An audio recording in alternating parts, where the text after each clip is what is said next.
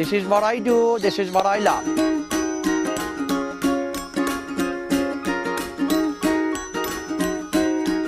I quickly realized that Magic was truly somebody special. Hi, baby.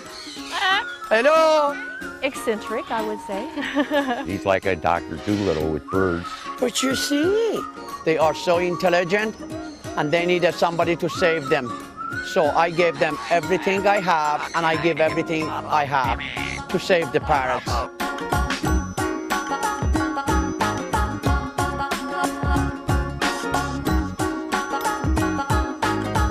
Birds absolutely have truly unique personalities. The colors are unreal. They're truly a thing of beauty. If I was a bird, I would want to be here.